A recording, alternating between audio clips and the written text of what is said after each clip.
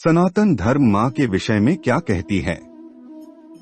प्रिय दर्शक, हमारे YouTube चैनल में हार्दिक स्वागत है। ईश कृपा बिन गुरु नहीं, गुरु बिना नहीं ज्ञान, ज्ञान बिना आत्मा नहीं, मातृ बिना नहीं प्राण। संपूर्ण संसार की जननी है माँ स्वरूपा। यदि नारी इस संसार में नहीं होती तो भगवान भी सोचने पर विवश हो जाते कि इस संसार की रचना कैसे की जाए। भगवान ने नारी को बना और उसे वात्सल्य शक्ति से आपूरित कर संपूर्ण संसार को एक सूत्र में बांधकर प्रेम, स्नेह, आत्मीयता का बोध कराया। जीवात्मा जब संसार में नवजात रूप में आता है तब उसका प्रथम नाता माँ से ही जुड़ा होता है। माँ शिशु को पूरे 9 माह अपनी कोख में रखने के बाद असहनीय पीड़ा सहन करते हुए संतान को जन्म देती है और इस संसार में वृद्धि की प्रमुख कारक होती है। इन 9 महीनों में शिशु और माँ के बीच एक अदृश्य प्यार भरा गहरा नाता जुड़ जाता है। यह नाता शिशु के जन्म के पश्चात साकार रूप लेता है और जीवन पर्यंत बना रहता है।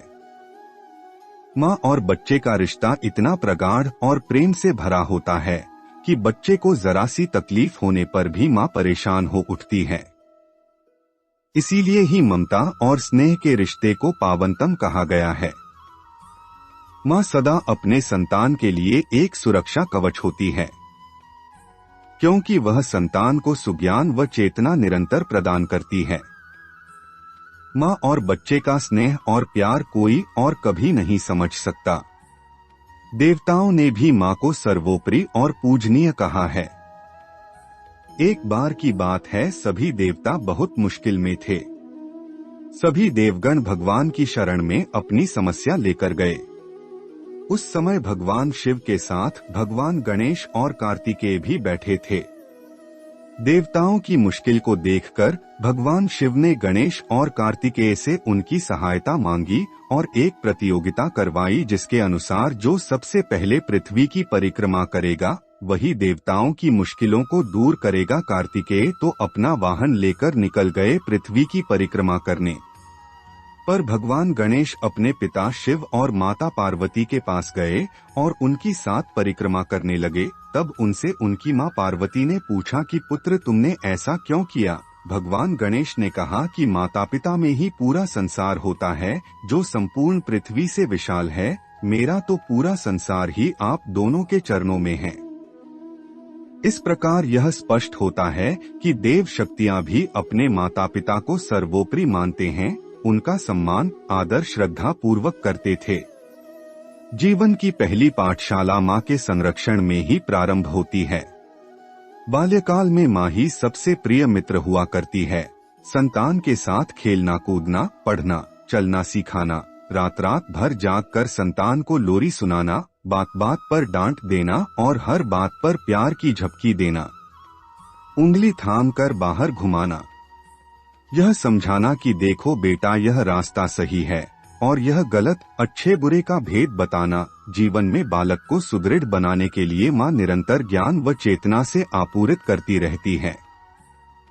उस माँ के प्रति, उस जननी के प्रति जितनी भी कृतज्ञता व्यक्त की जाए कम है। माँ ईश्वर का अनमोल रूप है, जिसका संसार में कोई मोल नहीं। माँ की कृतज्ञता के प्रति केवल नतमस्तक हो सकते हैं। स्वामी विवेकानंद जी से एक जिज्ञासु ने प्रश्न किया कि माँ की महिमा ही संसार में क्यों गाई जाती है। स्वामी जी मुस्कुराए, उस व्यक्ति से बोले, 5 सेर वजन का एक पत्थर ले आओ। जब व्यक्ति पत्थर ले आया तो स्वामी जी ने उससे कहा, अब इस पत्थर को किसी कपड़े में लपेटकर अपने पेट पर बांध लो और 24 घंटे बाद मेरे पास आओ तो मैं तुम्हारे प्रश्न का उत्तर दूंगा। आदेशानुसार व्यक्ति ने पत्थर अपने पेट पर बांध लिया और चला गया। पत्थर बांधे हुए दिन भर वो अपना काम करता रहा, किंतु हर क्षण उसे परेशानी और थकान महसूस हुई। शाम होते होते पत्थर का बोझ संभाले हुए चलना फिरना उसके लिए असहनीय हो गया। थकामांदा वह स्वामी जी के पास पहुंचा और बोला, मैं इस पत्थर को अब और अधिक देर तक बांधे नहीं रख सकूंगा। एक प्रश्न का उत्तर पाने के लिए मैं इतनी कड़ी सजा नहीं भुगत सकता। स्वामी जी मुस्कुराते हुए बोले, पेट पर इस पत्थर का बोझ तुमसे कुछ घंटे भी नहीं उठाया गया और माँ अपने गर्भ में पलने वाले शिशु को पूरे 9 माह तक ढोती है और गृहस्थी का सारा काम करती है।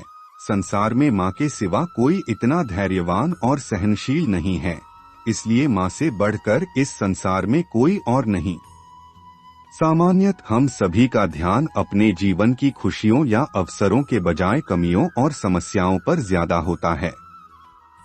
जिस तरह से एक सफेद कागज पर बीच में काला बिंदु लगा दिया और अनेक लोगों से पूछा तो लगभग सभी ने यही जवाब दिया कि इस कागज पर काला धब्बा है और उस विशाल सफेदी का जिक्र ही नहीं किया। कभी विचार कर एक सूची बनाएं कि जिनके लिए मैं कृतज्ञ या आभारी हूँ। जैसे मेरे पास आँखें हैं, सोचने के लिए दिमाग है, मैं अपने हाथों से काम कर सकता हूँ, पैरों से चल सकता हूँ, अर्थात शरीर के भीतर कर्मेंद्रियों ज्ञानेंद्रियों का भाव चिंतन चेतना सर्वस्व रूप में माँ के गर्भ से ही पल्लवित हुई है। जन्म लेने के बाद माँ के चिंतन से ही घर परिवार मिला और उसके सुसंस्कारों से शिक्षा ग्रहण कर पाया। उसी के फलस्वरूप इज्जत है, कोई प्यार करने वाला है, आदि आदि। मैं आभारी हूँ उस परम पिता का जो इतने तरह के सुखों से अभिभूत हूँ। दूसरी तरफ अपनी तकलीफें लिखने को कहा गया तो सब आश्चर्यचकित हो जाते हैं जब उन्हें ये एहसास होता है कि हमारी तकलीफों की सूची कृतज्ञता की सूची से बहुत ही छोटी है और लगभग नहीं के बराबर है। इसके बाद उन्हें एहसास होता है कि वे ढूंढकर समस्याएं निकाल रहे हैं, जबकि जीवन में खुश होने के लिए बहुत कुछ है। यदि आप कमियां नहीं खुशियां ढूंढेंगे, समस्या पर कम समाधान पर ज्यादा समय लगाएंगे, परिस्थितियों पर रोए नहीं, सुधारने का प्रयास करेंगे तो जीवन में खुशियों का विस्तार निश्चित रूप से होगा ही। उक्त सभी सुस्थितियां प्राप्त होती हैं जहां घर में मां बहन बेटी पत्नी का सम्मान होता है। वहां पर सैकड़ों सैकड़ों रूपों में लक्ष्मीमय स्थितियों का विस्तार होता है। इस चैनल का मकसद यही है, सनातन धर्म के प्राचीन रहस्य ज्ञान आप तक पहुँचे। उम्मीद है यह प्रस्तुति पसंद आई है। कमेंट में हर हर महादेव लिखें और ऐसे ही ज्ञान भरी बातें जानने के लिए हमारे चैनल को सब्सक्राइब करें, लाइक करें। धन्यवाद।